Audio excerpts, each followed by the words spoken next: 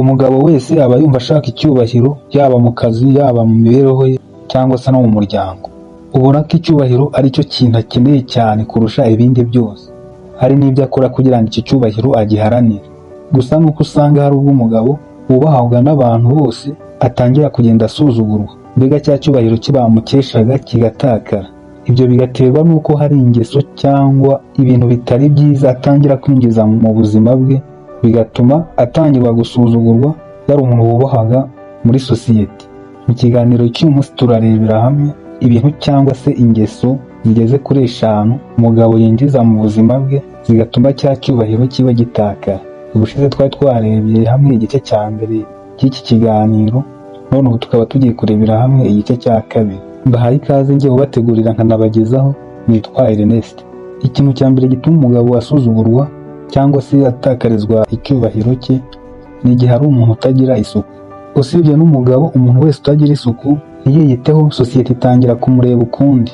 Buriya bavuga ko iyo ugiye kwaka serivisi ahantu bishingira ku kuntu ugaragara, yaba ku bijyanye n'isuku cyangwa se n'imyambarire yawe. Mu yandi magambo, iyo babona wambaye neza, babona ufite isuku, bashobora no kugendera kuri icyo baguha serivisi ushaka. Ikindi, niba uri umuntu w'umugabo cyangwa se n'undi, isuku yawe ikaba nayo, ubyo mvuze isuku mvuga ku nguni zose: isuku yo ku mubiri, isuku y'imyambarire, iy'aho uba n'iy'aho ukorera. Niba rero utubahiriza isuku yawe, ujye umenya ko utari no kwiyubahisha, kuko usibye n'ingaruka zo kutagira isuku nke, n'abantu muhura aho ugenda hose mu kazi n'ahandi nabo barakwinuba, kuko hari igihe baba bumva ko ubabangamiye.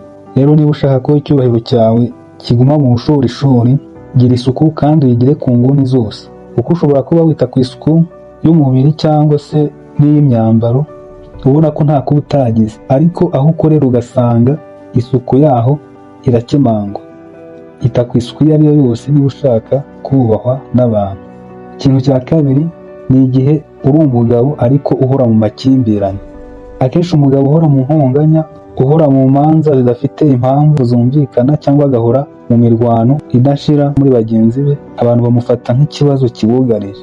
Iki ni cya gihe nk'agace mwene uwo muntu atuyemo habaye nk'ibibazo nk'ibyo. Wenda hari nk'abantu bandi barwanye, we atari muri iyo mirwano y'abo bantu, ariko ugasanga abantu bari kuvuga ati ni kanaka, turamuzi niwe watuzengereje, kuko bazi ko nyine ari wowe utiyubahisha urwana aho ugeze hose. Mbega ibibazo byose bijyanye n'amakimbirane bakabigushyiraho, kandi koko ntiwabarenganya kuko wabaye iciro ry'imigani mu bintu bijyanye n'amakimbirane. Aha rero ugomba kumva ko niba uri umuntu w'umugabo uhora mu bintu bijyanye n'amakimbirane, menya ko bikwambika isura itari nziza muri sosiyete, bikajyanirana no gutakarizwa icyubahiro cyawe. Ikintu cya gatatu ni igihe uri umugabo ugira amagambo menshi. Uyu ni umuntu usanga arangwa no kuvuga amagambo menshi aho ageze hose, kandi n'ibyo avuga nta gaciro bifite.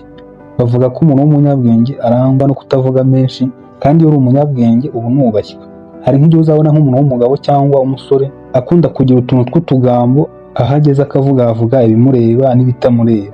Cyangwa nanone ukabona undi akunda kugira amagambo atari meza, nk'amagambo yo guserereza bagenzi be cyangwa se guseseretsa abantu. Cyangwa undi akunda kwitaka mu magambo avuga nk'ibintu azakora cyangwa se azageraho, ariko ntabishyire mu bikorwa. Ibyo ntabwo ari ibizatuma wubahwa, ahubwo bizatuma abantu bagusuzugura kuko utazi kugenzura ururimi rwawe. Ikintu cya kane ni igihe uhorana amaganya cyangwa se ugaheranwa n'ahahise. Iki ni cya gihe umuntu ahora atekereza cyane ku bibazo yahuye nabyo, amakosa cyangwa ibyamubayeho kera, ku buryo bimubuza kugira ibindi yitaho mu buzima bwe, mbega agahora muri past. Uzabona ko hari nk'abantu wenda bagira ibyago bakabura nk'abo bakundaga, cyangwa se bagahomba nk'ikintu cyari gisobanuye byose mu buzima bwabo, nk'amafaranga, akazi ndetse n'ibindi. Ugasanga ibyo bintu birabakurikiranye, bahora bigunze, badashobora no kwita ku buzima bwabo cyangwa se kwita ku bibareba. Yego, kubura uwawe cyangwa se guhomba ikintu cy'ingenzi mu buzima bwawe birababaza, ariko babara cyangwa se urire bikiba, wikomereza ubuzima nkaho nta cyabaye. Ureke guheranwa n'ibyabaye, kuko kurira ntacyo bihindura ku byabaye, ahubwo bituma ibyo wagakwiye kwitaho byangirika, kandi abantu batangira kukubona nk'umuntu navuga ko woroshye, cyangwa se umuntu udashobora kwihagararaho, bityo cya cyubahiro baguhaga kikagabanuka. Ikintu cya gatanu ari nacyo nasorezaho mu bintu bituma icyubahiro cy'umugabo gitakara, ni igihe uri umuntu utajya ugirwa inama cyangwa se uri umuntu utajya wumva inama z'abandi. Uyu ni umuntu mu mibereho ye atajya ashaka kumva inama z'abandi bamugira nk'igihe bamubonaho amakosa cyangwa kutitwara neza ku bintu runaka, kuko we aba yumva ko ibyo akora cyangwa avuga ari ukuri, nta wundi muntu ugomba kumukosora cyangwa se kumugira inama. Uzabona ko abantu nk'aba babaho nko mu kazi, mu ngo n'ahandi, ugasanga mwene abo bantu ni na ba bantu bakunda gufata imyanzuro nta wundi muntu bagishije inama kandi byari ngombwa, mbega bakumva ko nta wundi wo kubavugiramo cyangwa se kugira icyo yongeraho ku myanzuro bafashe. Ibyo rero bigira ingaruka zitari nziza. Wenda nk'umuntu ubikora ku bwe hari igihe aba yibwira ko ari byo biri butume agaragara nk'umuntu wubashywe, kandi ibyo abantu babifata nko kwinangira, bigatuma na cya cyubahiro baguhaga bakigutakariza.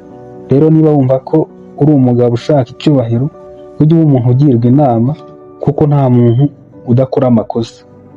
Ngibyo rero ibintu bigeze kuri 5 twabateguriye bituma umugabo icyubahiro yahabwaga gitakara. Cyari igice cya 2, uko igice cya mbere twari twakibonye muri video yatambutse. Mwakoze cyane. Nubona iki kiganiro kigufashije, kore subscribe, like na comment. Ciao.